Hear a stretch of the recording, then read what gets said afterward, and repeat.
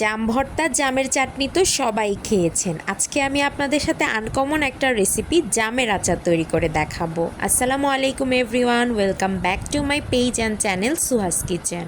Guys, আচারের মধ্যে আমের আচার, জলপাইয়ের আচার, বড়ইয়ের আচার, তেঁতুলের আচার তো একদমই কমন। আজকে আমি আপনাদেরকে জামের আচার তৈরি করে দেখাবো। কখনো কি জামের আচার খাওয়া হয়েছে?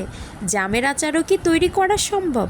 হ্যাঁ গাইজ, জামের আচার তৈরি করা সম্ভব। আজকের ভিডিওতে আমি আপনাদেরকে দেখাবো কিভাবে খুবই সহজে আপনারা জাম দিয়ে জামের আচার তৈরি করবেন। So without any further delay let's get into the video.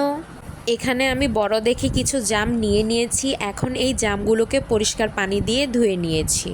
উপকরণ হিসেবে নিয়ে নিয়েছি সাদা তিল, পরিমাণ মতো চিনি, 1 কাপ পরিমাণে সরিষার তেল, 4-5টি শুকনো লাল মরিচ এবং রাঁধুনি হোয়াইট ভিনেগার বা সিরকা। এখানে জামগুলোকে ভালো করে পরিষ্কার পানি দিয়ে ধুয়ে নেওয়ার পরে প্রত্যেকটি জামকে আলাদা আলাদা করে একটি টিস্যুর মধ্যে নিয়ে এভাবে পানি মুছে ফেলতে হবে। এই প্রসেস ব্যবহার করে একটি একটি করে সবগুলো জামকে ভালোভাবে পরিষ্কার করে নেব।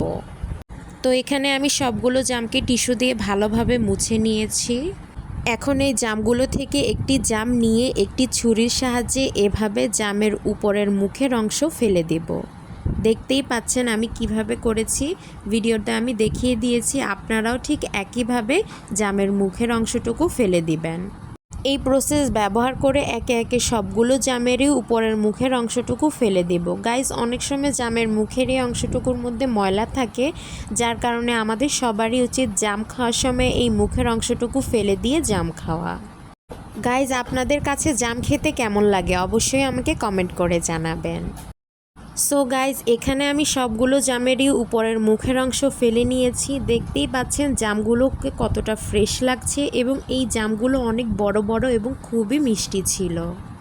এখন এই জামগুলোকে মাখানোর জন্য আমি এখানে প্রায় 2 চামচ পরিমাণে চিনি দিয়ে দিয়েছি। আপনারা আপনাদের স্বাদ অনুপাতে চিনির পরিমাণ কম বা বেশি দিয়ে নেবেন। সাথে দিয়ে দিয়েছি 1 চামচ পরিমাণে সাদা তিল। এখানে সাদা তিল ব্যবহার করেছি, যার কারণে এই জামগুলো দেখতে খুবই সুন্দর লাগছে। এর সাথে আরও দিয়ে দিয়েছি 1/2 চামচ পরিমাণে বিট লবণ। এখন আমি জামগুলোকে মাখানোর জন্য এখানে প্রায় 2 টেবিল চামচ পরিমাণে সরিষার তেল দিয়ে দিব। সাথে আরও দিয়ে দিব 2 টেবিল চামচ পরিমাণে হোয়াইট ভিনেগার বা সিরকা। সবগুলো উপকরণ দিয়ে দেওয়ার পরে এখন জামগুলোকে একটি চামচ দিয়ে ভালোভাবে মাখিয়ে নিতে হবে। গাইজ, জামগুলোকে মাখিয়ে নেওয়ার পরে দেখুন, আপনারা নিজেরাই দেখুন জামগুলোকে দেখতে কতটা লোভনীয় লাগছে। আমি এখন ভয়েস ওভার দিতে গিয়ে আমি আমার লোভ সামলাতে পারছি না। গাইজ, এই জামগুলো খুবই মজার ছিল। এখন এই জামগুলোর মধ্যে 4-5টি শুকনো লাল মরিচ দিয়ে দেব। লাল মরিচ দিয়ে দেওয়ার পরে জামগুলোকে আবারও কিছুক্ষণ ধরে ভালোভাবে নাড়িয়ে নিব। ব্যাস, এভাবেই খুবই সহজে তৈরি হয়ে গেল ইউনিক এবং আনকমন একটি রেসিপি জামের আচার। এখন এই জামের আচারগুলোকে আমি একটি কাচের জার বা কাচের বয়মের মধ্যে ভরে নিব। আপনারা অবশ্যই এই আচারগুলোকে কাচের জারের মধ্যে ভরে নেওয়ার চেষ্টা করবেন, কারণ জামের আচার নয়, যে কোনো আচারই কাচের জারের মধ্যে রাখলে আচারগুলোকে অনেক দিন ধরে সংরক্ষণ করা যায় এবং আচারগুলো খুবই ভালো থাকে। সো গাইজ, এখানে আমি সবগুলো জামকে কাচের জারের মধ্যে ভরে নিয়েছি। দেখতেই পাচ্ছেন জামগুলো দেখতে কতটা সুন্দর লাগছে। জামগুলোকে কাচের জারের মধ্যে ভরে নেওয়ার সময় আমি আরও কিছু পরিমাণে সরিষার তেল এক্সট্রা যোগ করেছি। আশা করি আমার আজকের জাম আচারের রেসিপিটি আপনাদের সবার কাছে ভালো লেগেছে। যদি ভালো লেগে থাকে তাহলে অবশ্যই বাসায় ট্রাই করবেন এবং অবশ্যই আমার এই ভিডিওটি সেভ করে রাখবেন, যাতে পরবর্তীতে আপনারা যখন জামের আচার বানাবেন সাথে সাথে দেখে নিতে পারেন।